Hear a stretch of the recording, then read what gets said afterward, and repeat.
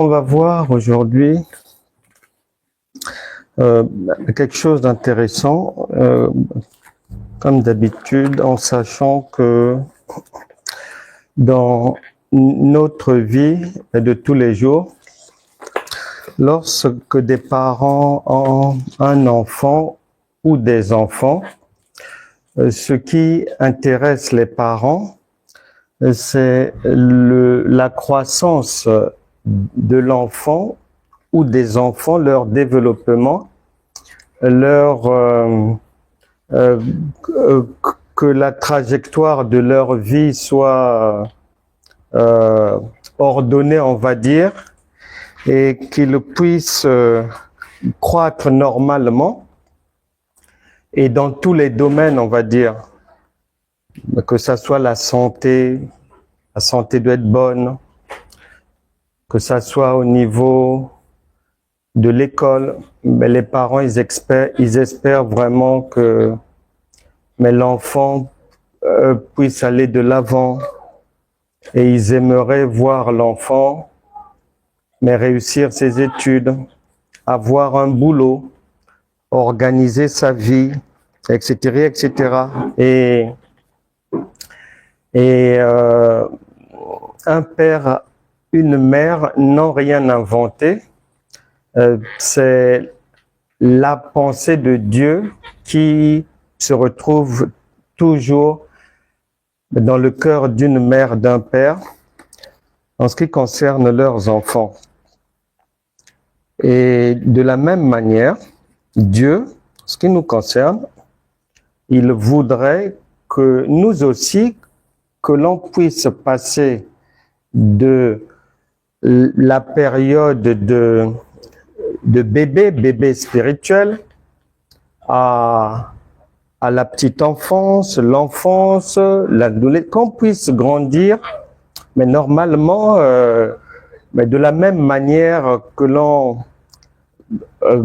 grandit physiquement, que spirituellement qu'il en soit de même. Et nous allons parler aujourd'hui de ce que j'intitule « Déchargez-vous sur lui de tous vos soucis ». Et c'est la parole de Dieu qui le dit.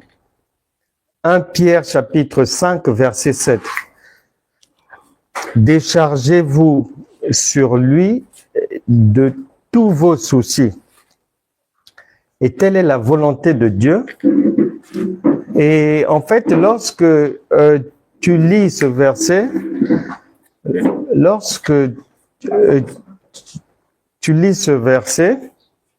c'est-à-dire c'est comme un ordre,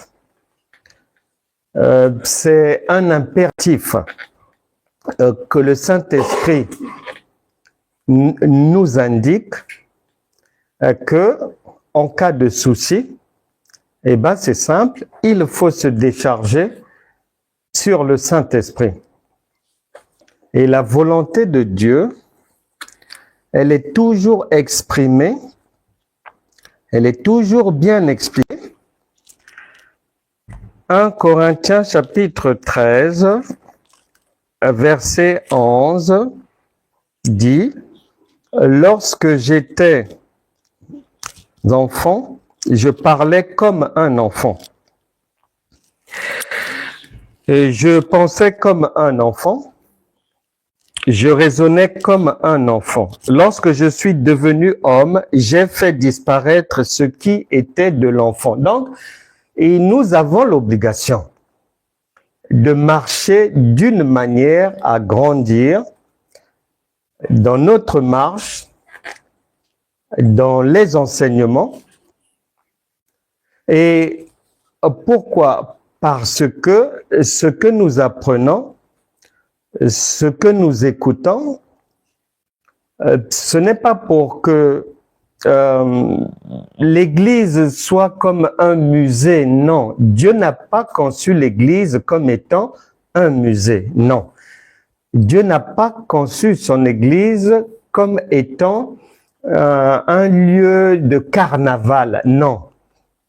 L'Église a été conçue comme étant un centre d'études, de formation, d'apprentissage, pour ensuite mettre en pratique ce qu'on a eu à apprendre afin que la vie soit légère, afin que chacun jouisse réellement de son héritage. Or, lorsqu'on observe le peuple dit de Dieu, chrétien, en tout cas, le compte n'y est pas. En tout cas, le compte n'y est pas. Et la première raison, le Seigneur dit dans Osée chapitre 4, verset 6, que mon peuple périt faute de connaissance. Et la suite du verset explique, donne le verdict que si tu n'as pas la connaissance, si tu négliges la connaissance, si tu la méprises, si tu la fouilles, eh ben, tu seras en échec. Et le Seigneur dit qu'il va te vomir. Et c'est pour ça que beaucoup de chrétiens souffrent. On va lire rapidement deux passages, vraiment rapidement, pour que chacun prenne bien garde que dans cette histoire de la marche chrétienne, en tout cas, on peut facilement non seulement se tromper, on peut facilement tomber dans les erreurs, on peut facilement se tromper d'église, on peut facilement se tromper d'enseignement, c'est-à-dire considérer un enseignement musée, c'est-à-dire qui ne te servira à rien, qui ne peut rien changer à ta vie, à ta situation. Beaucoup de gens écoutent ce genre de, entre guillemets, enseignement. Or, c'est pas le but. Et des choses mal comprises, non expliquées, une parole de Dieu non interprétée, tous ces bagages-là, dans la vie de quelqu'un, vont bâtir, vont construire le lit de l'échec dans les différents domaines. Et nous devons faire très, très, très attention. La marche chrétienne, en général, mais depuis des années, elle est posée sur une mauvaise fondation, on va dire, oui, une mauvaise fondation, parce qu'il y a beaucoup de choses erronées, beaucoup de choses à revoir, à retoucher.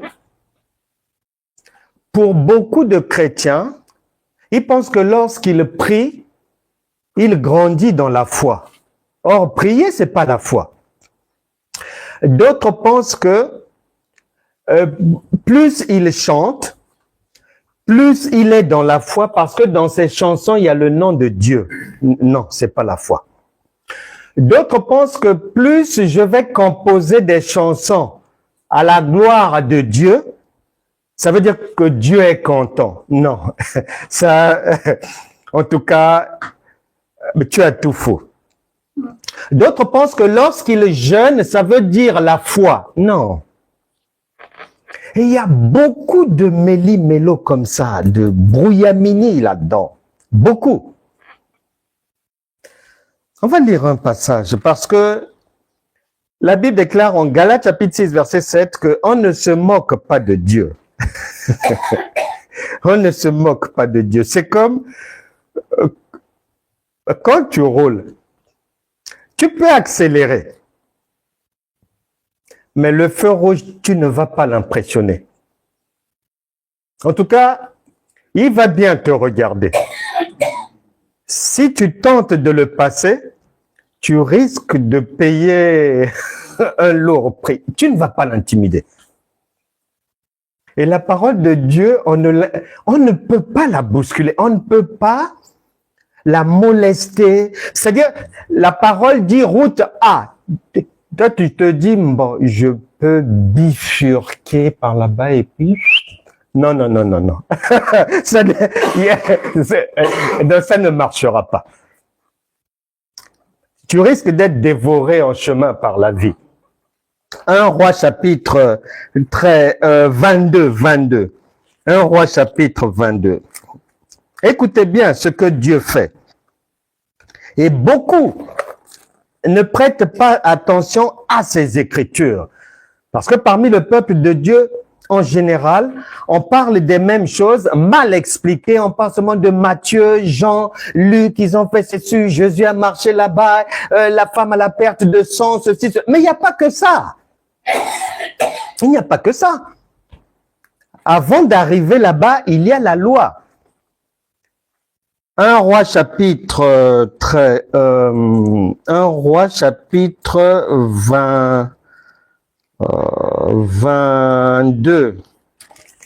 1 Roi chapitre 22, verset 20. Et l'Éternel dit, qui séduira Akab pour qu'il monte à Ramoth en Galate et qu'il y périsse? Ils répondirent l'un d'une manière, l'autre d'une autre. Donc Dieu cherche quelqu'un pour mettre fin à la vie d'une autre personne. Et un esprit vint se présenter devant l'Éternel et dit, moi je le séduirai. L'Éternel lui dit, comment? Je sortirai, répondit-il, et je serai un esprit de mensonge dans la bouche de tous ces prophètes. L'Éternel dit, tu le séduiras et tu en viendras à bout. Sors et fais ainsi. Et la Bible te dit en Ecclésiaste chapitre 3 verset 15, en Matthieu chapitre 24 verset 35, ces paroles te font comprendre que ce que tu lis là jusqu'aujourd'hui, c'est ce qui se passe. Pour punir les gens qui sont dans le collimateur de Dieu. Dieu cherche quelqu'un pour leur régler leur compte. On va aller vérifier. Déjà là, tu vois bien que Dieu n'a pas cherché quelqu'un qui va faire le mal en dehors des gens qui l'écoutent. Non. Puisque là, c'est quelqu'un qui est en lien avec les prophètes de Dieu, les serviteurs de Dieu. Donc lui-même missionné par Dieu, il est aussi un serviteur de Dieu. Mais avec pour objectif en finir avec la vie d'une personne. Il faut que cette personne meure. Et Dieu a plusieurs manières de faire. Lorsqu'on ne prête pas attention à ce qu'il a dit, lorsqu'on veut mener une vie dans ce monde, lorsqu'on veut mener une vie chrétienne comme une aventurière, un aventurier, un pasteur aventurier, ça va se payer cash.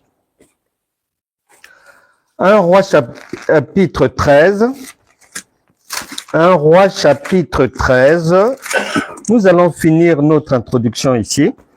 1 Roi chapitre 13, à partir du verset 11, tu liras tout le chapitre 13. Moi, je vais aller très vite parce que on court toujours après la montre, mais tu prendras le temps de lire tout le chapitre 13. Ce qui nous intéresse ici, je vais vraiment cavaler. Je prends par exemple, je commence au verset 1. Or, il y avait un vieux prophète qui demeurait à Bethel. Ses fils vinrent lui raconter toutes les choses que l'homme de Dieu avait faites à Bethel ce jour-là et les paroles qu'il avait dites au roi. Lorsqu'ils eurent fait le récit à leur père, il leur dit par quel chemin s'en est-il allé. Ses fils avaient vu par quel chemin s'en était allé l'homme de Dieu qui était venu de Juda. N'oublie pas que Jésus-Christ est le lion de la tribu de Juda. Donc, quand tu lis Juda, sache que c'est un sang royal. Donc, cet homme ne vient pas de n'importe où. C'est un homme de Dieu. Et il dit à ses fils, scellez-moi l'âne. ils lui scellèrent l'âne et il monta dessus. Il alla après l'homme de Dieu et il le trouva assis sous un térébinthe. Il dit, es-tu l'homme de Dieu qui est venu de Juda? Il répondit, je le suis. Alors il lui dit, viens avec moi à la maison et tu prendras quelque nourriture. Mais il répondit, écoute bien, je ne puis ni retourner avec toi, ni entrer chez toi. Je ne mangerai point de pain, je ne boirai point d'eau avec toi en ce lieu-ci. Car il m'a été dit par la parole de l'Éternel, tu n'y mangeras point de pain et tu n'y boiras point d'eau et tu ne prendras pas à ton retour le chemin par lequel tu seras allé. Et il lui dit, moi aussi, je suis prophète comme toi. Donc, il y a deux prophètes de Dieu là maintenant. Un dit que, écoute, viens, on va à la maison, on va faire une fête et on fait un repas. L'autre dit, non, non, non, je ne peux pas. Dieu m'a déjà donné des instructions. Je ne peux pas. Et l'autre lui dit que moi aussi, je suis prophète de Dieu. Et il lui dit, moi aussi je suis prophète comme toi, et un ange m'a parlé de la part de l'Éternel. Et il m'a dit, ramène-le avec toi dans ta maison et qu'il mange du pain et boive de l'eau. Il lui mentait. Là-bas, tu avais entendu 1 Roi chapitre 22 que Dieu cherchait quelqu'un pour aller faire une besogne. Et le candidat, on lui a demandé, tu vas t'y prendre comment? Il a répondu que je vais utiliser l'esprit de mensonge que je vais mettre dans les bouches de ces prophètes. Il y en a un là. Il est au travail là. Et on dit, l'homme de Dieu retourna avec lui et il mangea du pain et but de l'eau dans sa maison. Comme ils étaient assis à table, la parole de l'Éternel fut adressée au prophète qui l'avait ramené. Et il cria à l'homme de Dieu qui était venu de Juda. Ainsi parle l'Éternel, parce que tu as été rebelle à l'ordre de Dieu, à l'ordre de l'Éternel, et que tu n'as pas observé le commandement que l'Éternel, ton Dieu, t'avait donné. Parce que tu es retourné et que tu as mangé du pain et bu de l'eau dans le lieu dont il t'avait dit, tu n'y mangeras point, etc., etc. Et quand le prophète qu'il avait ramené eut mangé du pain, qu'il eut bu de l'eau, il scella l'âne pour lui. L'homme de Dieu s'en alla. La suite, il est dit au verset 24, toujours, l'homme de Dieu s'en alla et il fut rencontré dans le chemin par un lion qui le tua. Il fut rencontré dans le chemin par un lion qui le tua. Le chemin, Jean chapitre 14, verset 6, Jésus-Christ a dit que je suis le chemin, la vérité, la vie. Ce qui veut dire que lui, là, il n'était pas à l'extérieur de la vie dans le Seigneur. C'est un croyant. Il est dans le chemin. Il n'est pas en dehors du chemin. Il est dans la voie. C'est un prophète de Dieu. Dieu a donné des messages. Mais, comme il s'est fait avoir par un autre prophète aussi, parole contre parole, parole de Dieu contre parole de Dieu.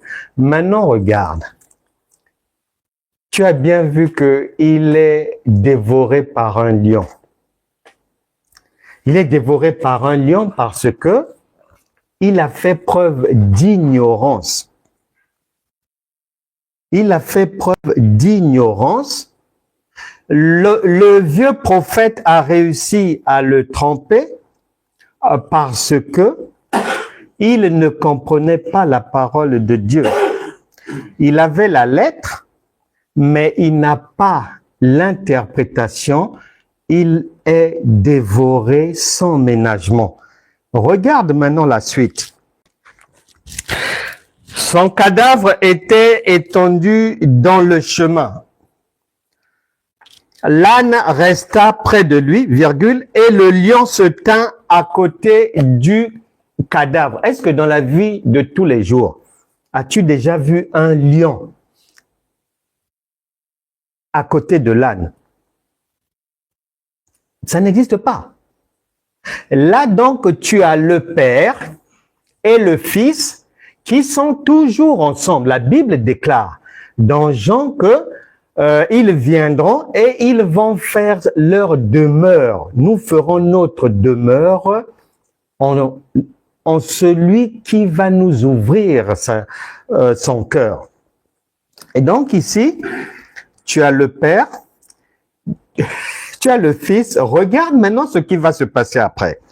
Et voici des gens qui passaient, virent le cadavre étendu dans le chemin et le lion se tenant à côté du cadavre. Et ils en parlèrent à leur arrivée dans la ville où demeurait le vieux prophète. Question. Pourquoi le lion a dévoré le prophète, mais ces gens-là, le lion ne les dévore pas? C'est parce que eux ont le langage du lion. Ils savent interpréter le message du lion. C'est pour cela qu'ils ne sont pas dévorés. L'autre prophète qui a été dévoré, lui, c'était un prophète ignorant de la parole. Le lion, c'est le roi, le lion, c'est le père, le lion, ce sont les Écritures.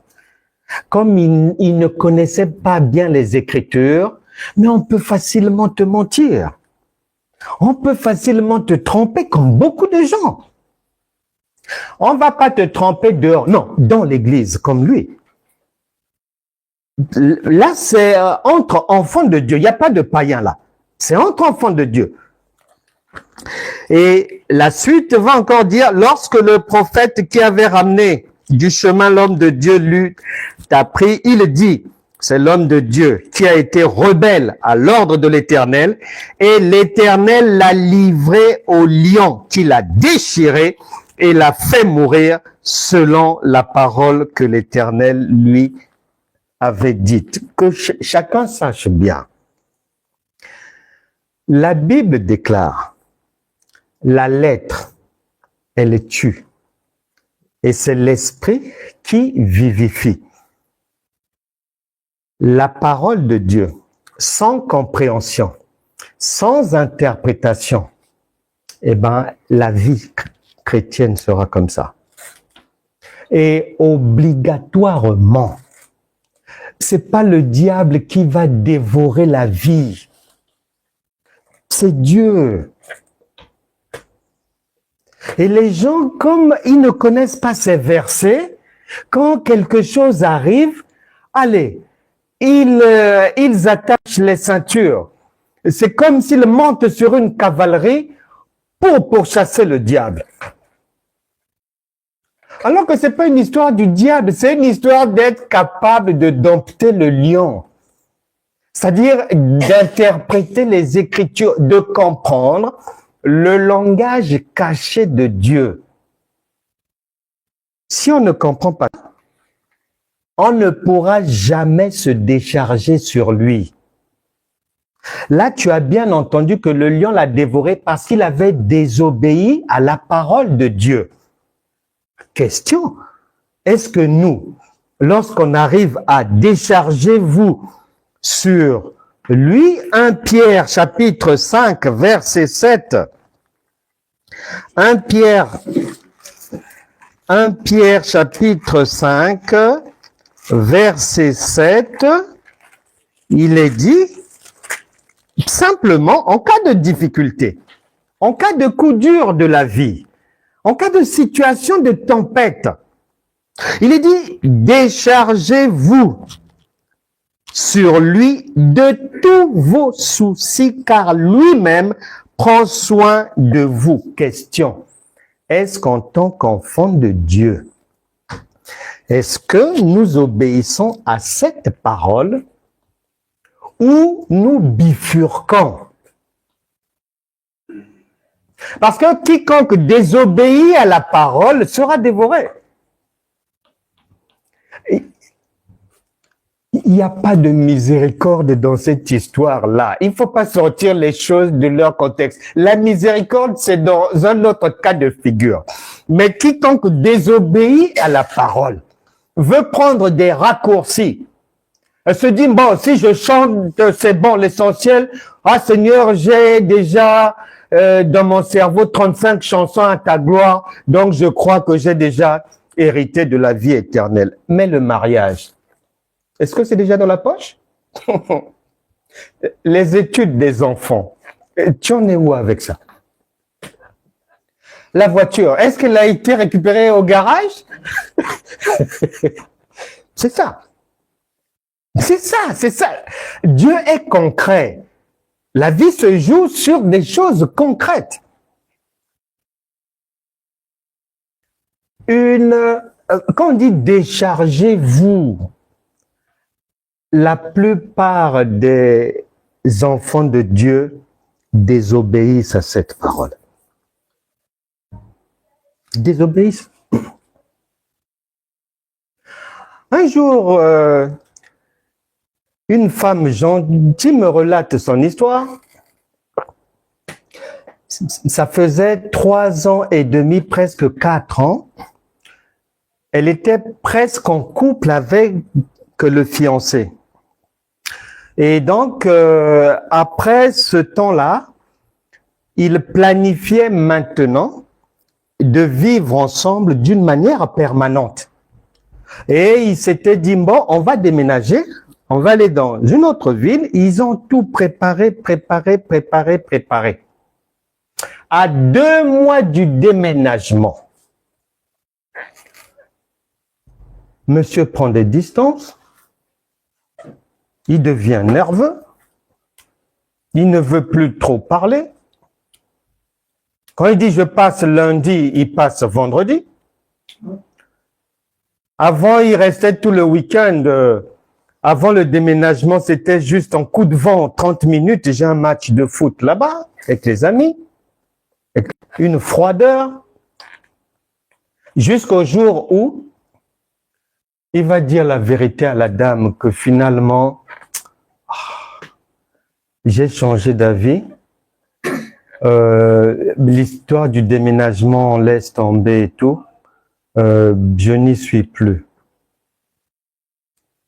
Et la dame, lorsqu'elle me relate cela, je sais déjà qu'elle s'attend à un programme de jeûne et prière. Et la nuit, elle n'avait presque pas dormi. Tantôt pleurer, mais tantôt prier, tantôt crier à Dieu, tantôt.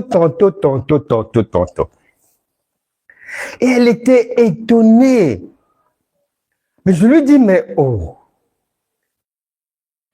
mais ça c'est quelque chose de bien qui est arrivé. Étonnée. J'ai dit oui, c'est quelque chose de bien. Notre problème, parmi les multiples problèmes que nous avons, c'est qu'en tant que chrétiens, nous ne mettons pas pleinement en pratique la parole de Dieu. Quand on dit déchargez-vous, mais déjà, quand on va se décharger, s'il y a quelque chose, si le Saint-Esprit va nous alerter de quelque chose, va nous donner une information, va nous aider, notre problème, c'est que on a déjà prévu comment il va le faire. Généralement, il faut prier. Donc, quand tu vas prier, Dieu va aller toucher le cœur là-bas de la personne. Elle change d'avis. Elle revient dans tes baskets. C'est ce qu'on planifie. Le problème est là, il faut que je mette un programme de jeûne et prière en route. Je crois que dès que je vais finir les 3 jours de jeûne et prière, mais comme il est têtu, il faut que j'attaque ça à sec. Il faut que j'attaque ça à sec. Mais oui, les gens réfléchissent comme ça. C'est comme ça que les gens réfléchissent. Ils planifient. de quelle manière le problème va prendre fin. Et on n'a pas à faire ça. La Bible déclare dans Matthieu chapitre 22, verset 29, Jésus qui nous dit, vous êtes dans l'erreur parce que vous ne comprenez ni les Écritures ni la puissance de Dieu. Et Ésaïe chapitre 55, verset 8 à 9 dit que Dieu a son langage. Vos voix ne sont pas mes voix, vos pensées ne sont pas mes pensées. Il a son langage. Et souvent, on a été codifié d'une manière à attendre le secours de Dieu. Il faut que je prie. Bon, si après avoir prié même une semaine, il est toujours entêté, il ne veut toujours pas déménager. Par-dessus, j'ajoute un jeûne. Pour que le Saint-Esprit le bouscule bien, un jeûne à sec. Si le jeûne à sec, ça ne marche pas, eh ben, la personne va se dire, bon, toute la semaine prochaine, il faut que je loue le Seigneur, il faut des chants d'adoration. Donc, elle charge sa voiture de toute la série qu'elle a ramassée sur Internet, des chants d'adoration et tout, pour que toute la semaine, que ça passe en boucle pour pousser le Saint-Esprit à aller bousculer cet homme-là, qu'il revienne vite et tout. C'est comme ça que les gens planifient le secours de Dieu. Or, Dieu n'est pas un homme et il a ses voies. Il ne fera pas comme moi, même si je prie. Si c'était prier et le problème est parti, mais toute la terre prierait de la même manière. Elle ferait la même chose. Or, ce sont des choses que l'on pratique au début, lorsqu'on est enfant. Mais une fois qu'on a grandi, on a appris d'autres méthodes. On a appris un langage plus approfondi de Dieu, une interprétation. On doit chercher à mieux comprendre Dieu. Et qui dit mieux comprendre Dieu, mettre en pratique la parole pour obtenir des résultats plus facilement. Et j'avais dit à la personne, non, il n'y a rien à faire. Dieu vous a délivré d'un sérieux problème. Et je lui avais posé la question, ma sœur, est-ce que vous préférez, franchement, que ça capote maintenant, ou vous avez déménagé avec le monsieur, vous vous êtes installé, et 2 à 3 mois après, il commence à vous montrer un autre visage. Elle a dit non, je préfère maintenant. Je dis ben voilà, c'est tout. Mais voilà, c'est tout. Mais très simple. Puisqu'il a dit déchargez-vous. Bon, quand je dis Seigneur, je te fais confiance en toute situation, c'est-à-dire que je me décharge. Si quelque chose arrive, bah, je sais que ça sera pour mon bien, puisque Romains chapitre 8, verset 28 dit, nous savons du reste que toute chose concourt au bien de ceux qui aiment Dieu. Or, nous, dans notre logiciel de pensée chrétienne, on a enregistré le fait que si c'est une bonne nouvelle, c'est Dieu. Si c'est sombre, ah, c'est le diable. Non, non. Mais non. Si Joseph n'était pas passé par toutes ces péripéties-là, il ne serait pas arrivé à bon port. Donc, ce qui veut dire que même ce que je n'ai pas prévu, même ce qui peut me faire momentanément mal, même les coups durs, humainement, c'est négatif, mais spirituellement, c'est en train de t'emmener là où tu dois aller.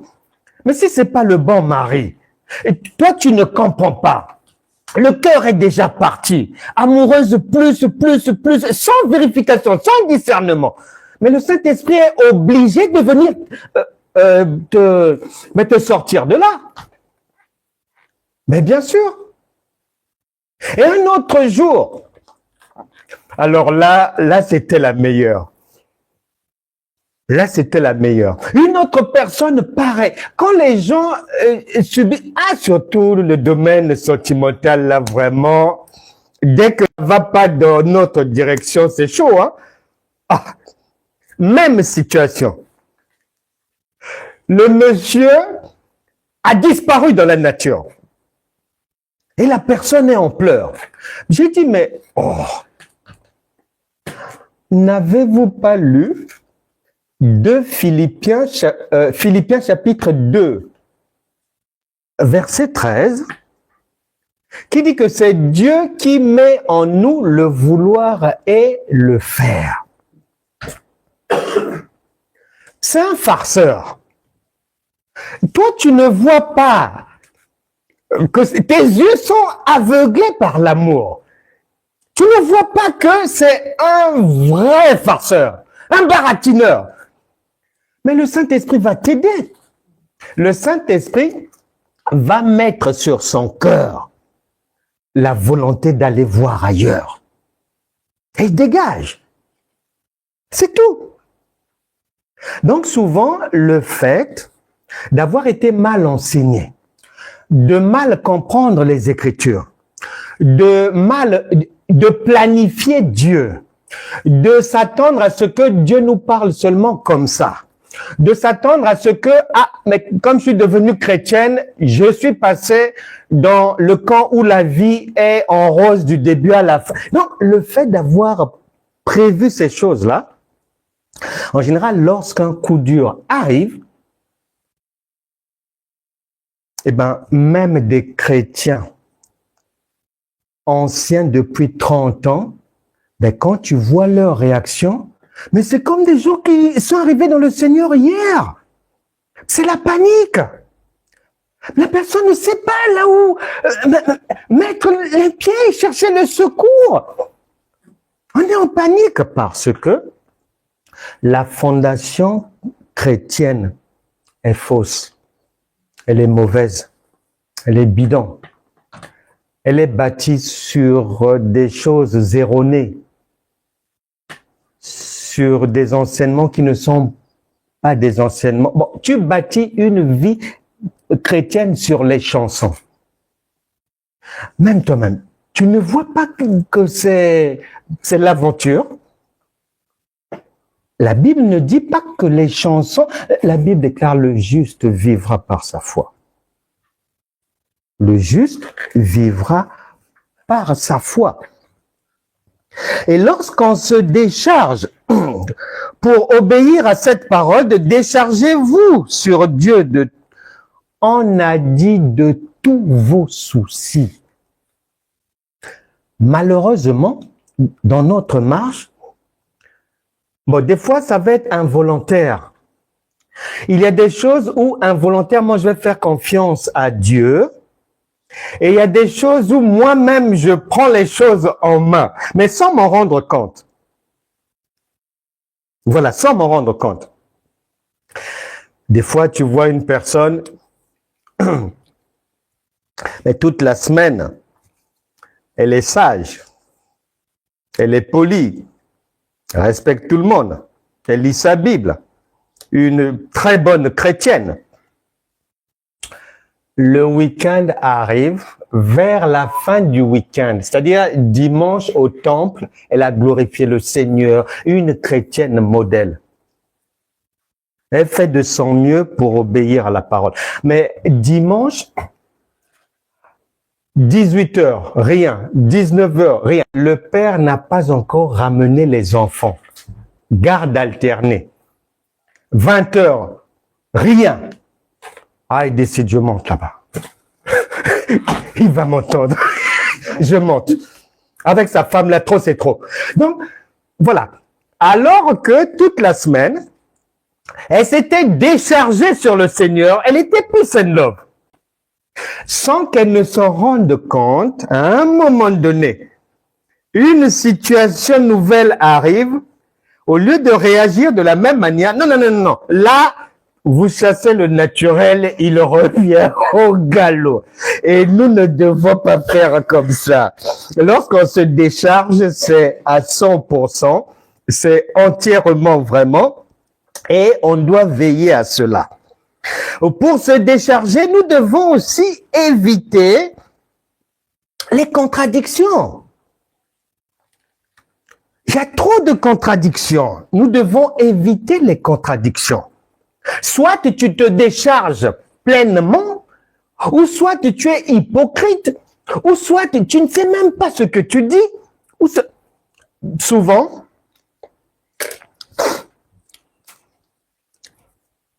il y a un prédicateur ou une prédicatrice ou un ancien, une ancienne qui dirige le groupe ou qui prêche.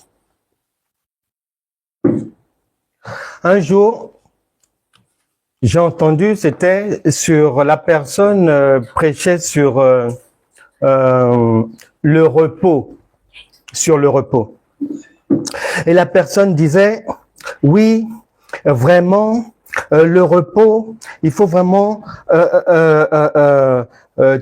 tout faire pour être dans le repos. Nous, les enfants de Dieu, on doit être dans le repos parce que le Seigneur a dit en Matthieu chapitre 11, verset 28, « Venez à moi, vous tous qui êtes fatigués, chargés, et je vous donnerai du repos. » Il faut vraiment aspirer à ce repos-là, le repos du corps, le repos de son âme, le repos de son esprit. Ça ne sert à rien d'aller, par exemple, en vacances avec 1001 soucis où la tête est perturbée et tout, mais vaut mieux encore rester à la maison dans le repos en étant déchargé sur le Seigneur et tout. Donc ça avait beaucoup speeché comme ça. Tout ça là c'est bien. Or le Saint-Esprit vérifie toujours si ce que tu dis là, tu vas mentir d'ici la fin ou si tu vas être fidèle. Et j'avais vu ce jour-là, la personne a bien fini son speech et tout. Le problème, c'est que souvent, une fois que le beau speech est terminé, la partie qui va suivre là, c'est le contraire du repos. Couper, trancher la tête de Satan, chasser les démons comme ça, envoyer le feu là, se barricader au nom de Jésus. Non, c'est le contraire du repos. Déchargez-vous veut dire, le dictionnaire dit que c'est se libérer totalement d'une charge, totalement. C'est-à-dire que tu n'as plus rien à faire. Et la parole de Dieu nous dit, Psaume 23, verset 1, « L'Éternel est ton berger, tu ne manqueras de rien. » Et Exode 14, verset 13, 14, « Parlant des ennemis, s'ils se lèvent, s'ils viennent, que c'est l'Éternel qui agira, vous gardez silence. » Et souvent, tu entends les gens répéter ces versets-là, mais ce qu'ils vont faire après, c'est la destruction de ce qu'ils ont bâti. C'est carrément le contraire et nous devons faire attention à cela. Parce que lorsque on se décharge, puisqu'on est déchargé de tout fardeau, de toute charge, eh bien, la logique voudrait que on tire profit de cela. Il y a un mieux-être, on dort mieux, on n'est plus perturbé par des attaques quelconques, puisque le Seigneur est ma bannière, mon bouclier. Et la Bible dit en Proverbe chapitre 16, verset 4, que Dieu fait toutes choses pour un but. Et si tu prétends être enfant de Dieu, il est dit ici sur cette planète, tel père, tel fils. Donc, si ton père, lui, fait toutes choses pour un but, pour un résultat, mais comment est-ce que tu peux être enfant de Dieu. Et tu peux fréquenter une église locale pendant 20 ans, pendant 15 ans, pendant 12 ans. Tu peux prier, tu peux jeûner, tu peux lire la Bible, tu peux chanter, tu peux même faire des concerts et tout. Et tout ça là, il n'y a pas un impact positif sur ta vie. Il y a un problème. Donc, tu fais tout ça là pour du beurre, c'est grave. Et j'ai toujours dit, ce qui m'a aidé dans cette histoire de marche chrétienne, à ma conversion, mais les premières années, je mettais tellement de temps dans les transports en commun parisiens pour aller et revenir de notre église locale. En tout cas, moi-même, je m'étais dit non, non, non, non, je ne peux pas faire tout ça là pour rien. Non. Non, non, non. Plus de 2 heures à l'aller, plus de 2 heures au retour, dans le froid, tantôt il fait encore nuit, en jeûne, des fois la nuit, tu n'as pas bien prié parce que une veille de prière, beaucoup de sacrifices, mais souvent la semaine, à chaque fois j'étais à l'église locale, je n'arrivais pas chez moi avant 1 heure du matin pour aller au travail à 7 heures, prendre le train encore pas. Donc, sans compter les heures de lecture de la parole, les prières. C'est pas quelqu'un qui m'a dit, moi-même, je m'étais dit, un homme ne peut pas faire tout ça là sans en tirer un bénéfice. Non, non, non, non. C'est une malédiction. Et ça m'a vraiment aidé. Donc, on doit savoir que ce n'est pas parce que je fréquente une église locale que Dieu est content. Non. Puisque je suis averti, Actes des Apôtres, chapitre 7, verset 48, Dieu n'habite pas des temples faits de main d'homme. Donc déjà, d'entrée de jeu, il me donne un panneau m'indiquant que si tu penses que le nombre de présences que tu vas avoir dans l'église locale, c'est ça que j'attends, 0. Donc, on doit avoir cela à l'esprit. C'est-à-dire bien avoir à l'esprit ce qu'un parent attend d'un enfant. Et c'est la même chose que ce que le Saint-Esprit attend de nous. De la même manière que nous encourageons nos enfants à mieux faire, à être les premiers de la classe, à aller de l'avant et tout, c'est le Seigneur attend la même chose pour nous. Le Saint-Esprit attend la même chose, la même détermination à aller de l'avant, à ne pas accepter les choses qui ne marchent pas.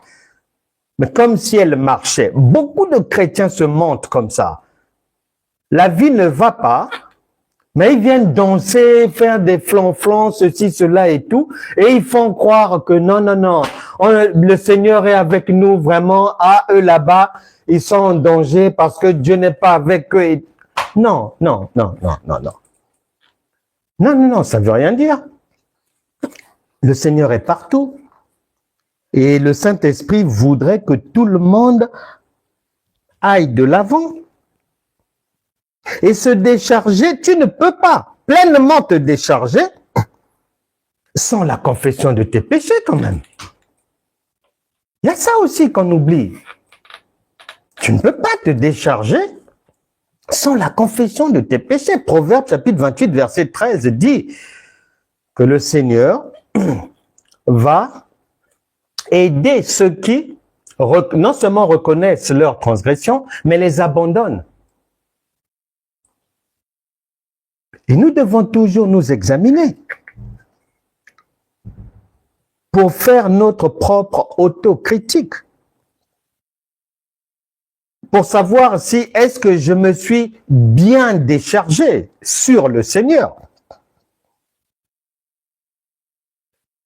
Et puis, lorsqu'on se décharge, la Bible dit que nous devons, le psaume 119, verset 66, demande au Seigneur le bon sens et l'intelligence. Il nous faut ça pour être convenablement déchargé. Le bon sens, on doit l'employer de plusieurs manières.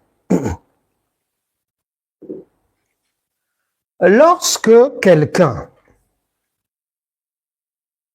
veut aller se mettre en couple ou veut faire une affaire commerciale avec un associé, avec une associée, et que la personne, comme cette dame qui devait déménager à l'époque, 2 mois après, avec ce monsieur, et que le monsieur était en train de lui faire faux bon, si ce genre de personne, malgré que le Saint-Esprit est venu à son secours, elle étant aveuglée parce que, soi-disant, l'amour rend aveugle, bon, puisque tu es aveugle, le Saint-Esprit te dit, bon, laisse-moi, je vais t'aider à y voir plus clair. Et il met le monsieur dehors. Si toi-même, malgré cela, tu pourchasses l'homme d'autrui, le tenir à la culotte et le forcer à être en ménage avec toi, il faudra, le jour où la tempête va se lever, il ne faudra pas accuser quelqu'un. Nous devons aussi assumer les erreurs dues à notre entêtement, à notre têtutesse. Et puis, gloire à Dieu si, une fois dans le navire, tu te rends compte que tu t'es trompé. Il faut savoir reconnaître que je me suis trompé et non pas mettre la charge sur l'autre. Ah, il découche. Ah, ceci. Mais il avait déjà fui. Tu savais qu'il faisait les boîtes de nuit. Tu allais le chercher à droite, à gauche. Tu savais que c'est sa nature. Mais tu n'as pas à l'accuser. Tu dois assumer. Donc, là aussi, nous devons savoir nous décharger de nos erreurs, les reconnaître et ne pas accuser ni le baratineur lorsque ça va tomber, ni le diable, ni soi-disant les mauvais camarades qui ont conseillé ceci. Non, non, non, parce que la décision finale te revient. La décision finale te revient. La décision finale te revient. J'aime bien ce que Absalom avait fait lorsque il voulait prendre la place de son père. Eh ben, il a récupéré aussi les conseillers de son père. Mais il y avait un conseiller, sa réputation, c'était que s'il te donne un conseil, c'est que ça vient de Dieu. Et c'est toujours bon. Mais ce jour-là, Absalom, le fils de David, lorsqu'il a écouté ce conseiller, non, il n'a pas été convaincu. Non, non, non. Il a appelé un autre conseiller pour avoir un autre point de vue. Et il était d'accord avec le deuxième, mais pas celui dont la réputation était que sa parole vient de Dieu. Donc, à la fin, c'est à nous-mêmes de prendre la décision. Et nous n'avons pas, lorsqu'on prend une mauvaise décision, on fait un mauvais choix, après aller accuser les gens, surtout lorsqu'on a été averti. Donc, on doit apprendre à pleinement se décharger. Et c'est ce que la parole de Dieu veut de nous, mais qu'on puisse toujours aller à l'essentiel et non pas perdre notre temps dans des choses qui n'ont ni tête ni queue, dans des choses qui ne veulent rien dire, dans des choses qui ne peuvent pas nous faire avancer, faire des choses, surcharger nos ménages d'expressions qui ne veulent rien dire, mais dans le peuple de Dieu qui sont à la mode. Les gens reprennent les mêmes bêtises, les gens reprennent les mêmes travers. Mais tout le monde fait des affiches de où on parle de dimanche, on aura un culte de célébration. Pour célébrer quoi? Un parent n'attend pas que son enfant célèbre sa mère. Quelle célébration? La maman, elle attend les résultats scolaires. Elle attend le concret, pas du vent. Culte de célébration, les chants qui n'en finissent pas, les marathons de prière, culte d'action de grâce. Jusqu'aujourd'hui, quand je demande à quelqu'un de m'expliquer ce que ça veut dire, la personne n'arrive pas. J'ai jamais compris. Mais vous employez ces expressions-là. Culte d'action de grâce. Ça n'a pas de sens. Un parent attend de bons résultats de son enfant. C'est l'enfant qui est le sujet d'actualité. Dans une maison, c'est l'enfant. Un parent ne peut pas être content du fait que son enfant puisse soi-disant lui rendre des actions de grâce, puisse remettre, même, quand bien même un parent fait du bien à son enfant, il n'attend pas que l'enfant donne un remerciement. Hein? Non, non, non, non. Parce que c'est un devoir. C'est un devoir, donc tu n'attends pas que l'enfant te remercie. Ah maman, merci. Ah maman, je te loue. Ah maman, tu veux que je fasse une chanson à ta gloire et tout. Mais non, maman va dire non. J'en ai pas besoin. Bon, comment croire que ce que nous, les humains, on ne peut pas accepter, qu'on trouve anormal même. Et comment croire que le Dieu Tout-Puissant, qui est chef de notre souffle, puisse attendre des bassesses comme ça de nous? C'est ce que la Bible appelle l'égarement. L'égarement, c'est la malédiction. Ne pas comprendre ce qu'un parent attend de son enfant, mais c'est de la folie. Donc nous devons, bien aimés, faire attention avec toutes ces choses-là. Lorsque la parole nous dit de nous décharger, déchargeons-nous vraiment d'une manière totale, d'une manière complète. Si je dis que Seigneur, je te laisse mes fardeaux et que je mets mon réveil, pour me lever encore à minuit, pour courir après tous les rats du quartier, tous les sorciers de la région, avec une machette, jusqu'à 4 heures du matin. En tout cas, j'ai contredit la parole. C'est pas le repos. Mais quelqu'un qui travaille quelque part, mardi, c'est sa journée de repos. Mais vous n'allez pas le voir au travail. Mais les chrétiens disent qu'ils sont dans le repos du Seigneur. Ah, merci Seigneur pour le repos que tu m'as accordé. Oh. Mais à minuit, la personne est vent debout contre le diable. Au travail jusqu'à 6 heures du matin. Et elle appelle ça repos. Non? Donc on doit mettre de l'ordre dans toutes ces choses, dans tout ce que nous faisons. Et nous croyons que plus on va mieux se décharger et mieux nous serons bénis et on aura plus de résultats lorsqu'on agit fidèlement, conformément à la parole. Sinon, le lion te prend obligatoirement. Et ce que nous avons lu, ce n'est pas un dessin animé. On n'est pas dans le roi lion du cinéma, non. On est dans la réalité de la vie.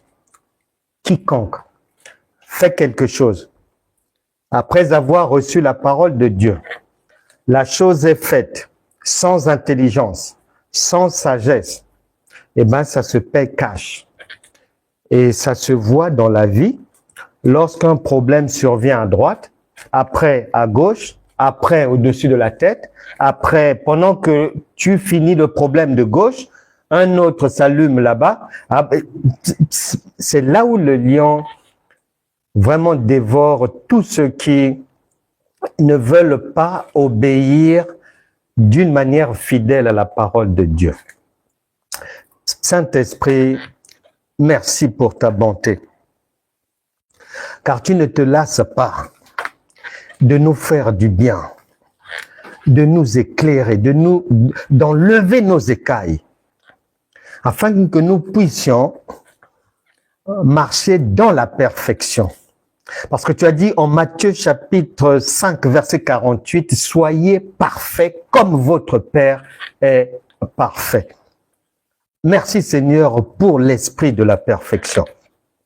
Et nous croyons que quiconque a écouté la parole de vie sera tôt ou tard dans la perfection, en mettant en pratique cette parole. Que toute maladie dans les corps nous quitte au nom de Jésus. Que toute difficulté à répétition, tout problème qui ne part pas, problème enraciné dans la vie de quiconque, nous déracinons ces problèmes au nom de Jésus.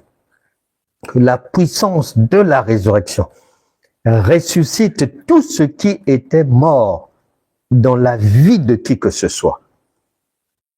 Que ça soit administrativement, tout document en attente, tout document perdu, tout document sollicité, mais reçois-le par la foi au nom de Jésus.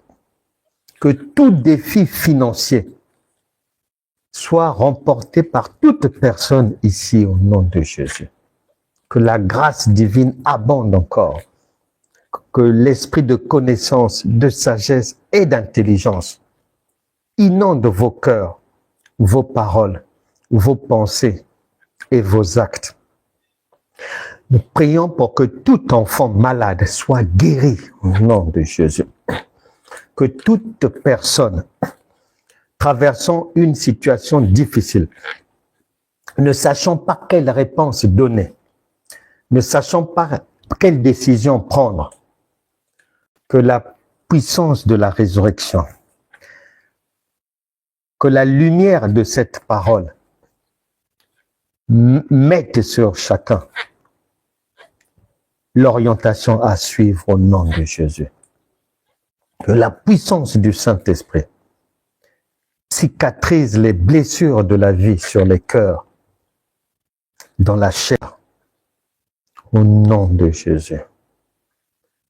Que tous ceux qui n'avaient pas encore réussi puissent réussir désormais en votre vie au nom de Jésus. Qu'un cœur maternel qui pleure pour des enfants qui sont partis, pour des enfants qui ont fait des choix de vie que les parents ne partagent pas, que la puissance du Saint-Esprit ramène les mères et les enfants sur la même table. La puissance du Saint-Esprit ramène les cœurs des enfants vers les parents et ceux des parents aussi vers les enfants. Que toute situation professionnelle délicate soit résolue surnaturellement dans vos vies au nom puissant de Jésus. Tout fardeau, les masques de vieillesse, les maris de nuit, femmes de nuit, présence anormale dans les corps, les myomes, les fibromes, les kystes, des choses étranges qui bougent dans les corps. Vous partez maintenant au nom de Jésus. Que la paix, la joie du Seigneur soit votre partage. Soyez désormais libres, car c'est pour la liberté que Christ nous a affranchis. Et déchargez-vous sur lui de tous vos soucis au nom de Jésus. Amen. Amen.